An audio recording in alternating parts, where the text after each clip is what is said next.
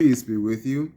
Today we're going to be discussing the case of two police officers, Officer John Brooks and Police Chief Gene Allmond, who were recently fired in a town called Hamilton, Georgia, after a video of their insanely racist conversation surfaced. Now, they discussed the Rayshard Brooks case, Mayor Keisha Lance Bottoms and Stacey Abrams of Georgia, and a variety of other topics, including Gene Allmond making a spirited defense of slavery, stating how they gave them a home to live in, they furnished them with clothes and food on their table, and all they had to do was work. To watch the conversation, skip to the end of this video, it'll be there for you.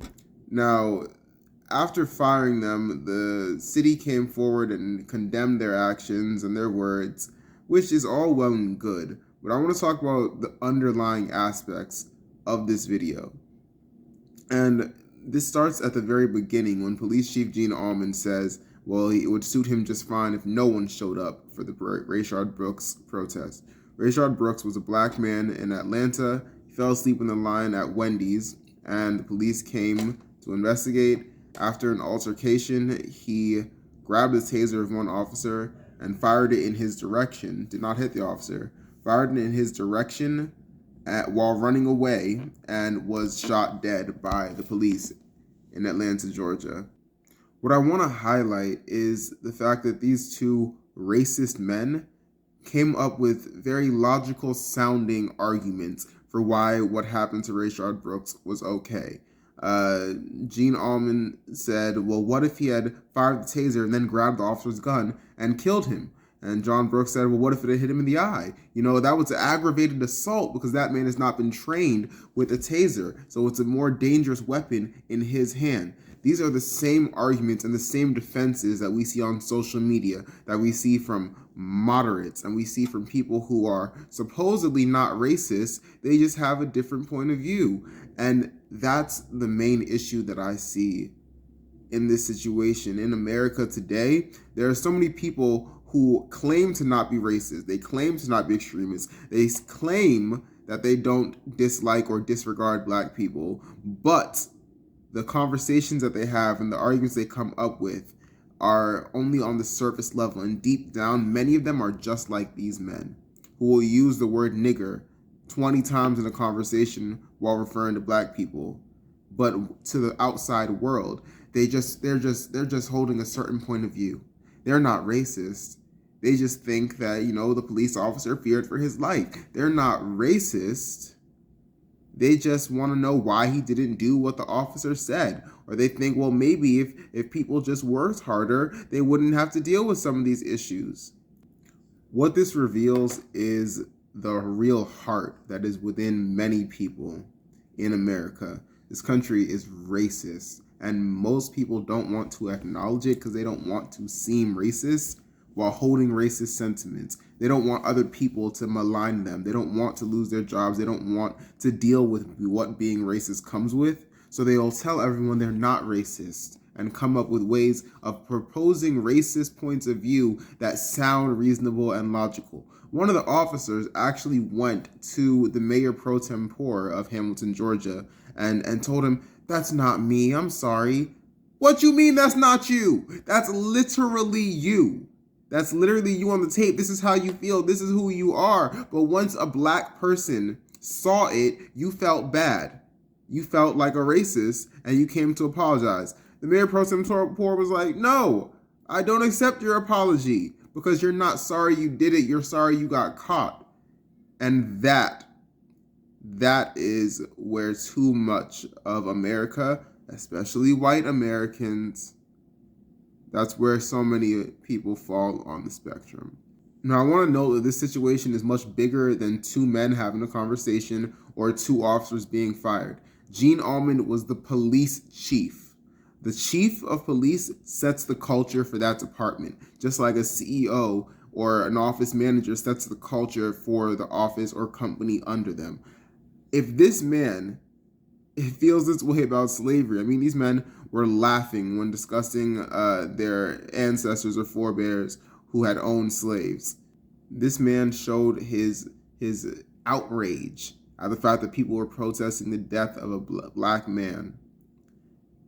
How can we possibly think that he did not let that racism influence his policing and his administration of the Hamilton Police Department? It would be insane to believe that these are the only two officers that hold these beliefs. It just wouldn't make sense. So I believe that we should honestly perform a federal investigation from the Department of Defense into the Hamilton Police Department and examine cases of racial bias, examine the cases that Gene Allmond prosecuted, examine the arrests that John Brooks brought to that department. We have to look at this situation as if it represents what these men have been doing for years of their lives, not just what they said in this 6-minute conversation. And beyond that, we have to ask how we can have trust between communities of color and police departments when racism is so endemic and is so natural in many parts of America, most of the country, honestly. This is the South, and if you don't know, the South is a racist region in America. Racism is common. Racism is often normalized. That's why these two men can call black people niggers, and it's nothing to them. It's normal to them. How can we have trust between the black community, between a Hispanic community, and a majority white police force, or a police force that is steeped in this culture, without actually addressing or acknowledging the underlying racism? I always like to come up with suggestions or even questions that can help us move forward. So I believe that we can have sociologists and psychologists come up with a way to measure and examine potential bias and have applicants to the police force go through these tests so that you prevent people from becoming officers if they hold certain views, so that you can prevent people who are racist, prevent people who are likely to abuse their power or have certain anger issues from becoming officers in the first place. I also believe that we should have the Department of Justice perform regular examinations or regular evaluations of the different police forces across the country. And I know there are thousands of them, but that's why it doesn't need to be every year. Performing these examinations or evaluations to look at how black people, Hispanic people, minorities, or different groups are being policed. Look at disparities. Look at the different factors and the different outcomes that reveal racism in policing. Now, those are just two suggestions. I don't know how well they can be implemented. I don't know if they'll even solve the issue, but I want to know what you think. Please, in your comments, leave a discussion of how you think we can solve the issues of policing in America. Do you think that we just have to abolish the police? Or do you believe that we can find a way to reform them? If you do believe in abolition, state why and state how you think we'll be able to deal with the consequences of a society without any law enforcement. If you don't think that will work, please say why and say what you think will truly work. Let's create a productive conversation that will help our community and our country move forward. My name is Olu. Thank you for joining me. Follow me at Olu Speaks on all platforms. And everybody stay blessed. Nobody showed up. Hell yeah. Well, let me tell you, I've seen 2 videos and I heard, you know who Dan Bongino is? He's on Fox News all the time. He used to be Secret Service. Yeah. He said, you know, what they're saying now is, well, he didn't have to shoot him. It's just a taser. Then how come when you tase a f***ing nigger, it's like you done killed him 27 times? The guy's running. He's got the taser in his hand, and you see him, and he turns, and you see him fire the taser at the officer. Okay, what would he have done if it had hit the officer? Go over there and get his gun and kill him? Yeah. Yes. Or what if one of them projectiles would have struck him in the eye? Yeah. The act of him firing that taser at an officer is an aggravated assault because he has not been trained in the proper use. An officer, if I go to tase somebody, I know to shoot low. I know what to do. He doesn't know. That's right. That's exactly right. That's what I said. That's what that is. And that mayor up there, she's already fired the officer. And without a hearing. And she's pushing real hard. They say she's now the front runner to be Joe Biden's vice presidential candidate. You're kidding. Because if I had to fucking her, I'd rather f the mayor than Stacey Abrams. Yes, sir. 911 Hamilton. Protest. Son of a what's the matter with these people? I don't own no slaves.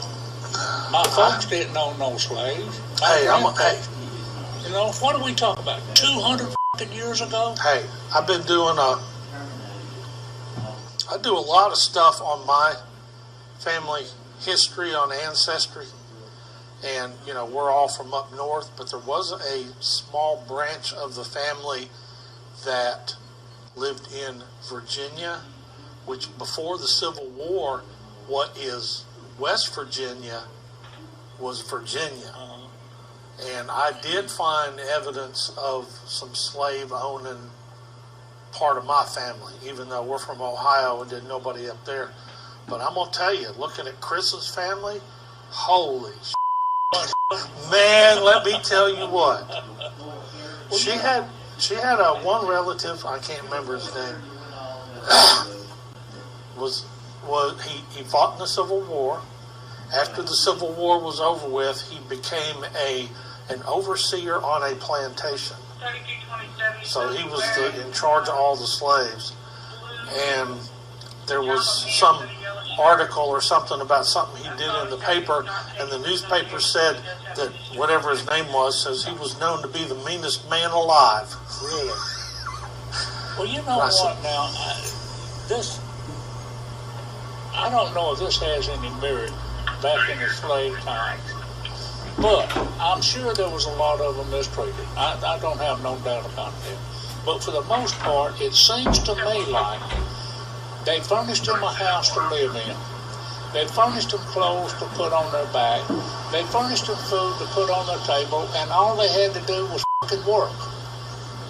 And now we give them all those things, and they don't have to fucking work. That's it. That's it.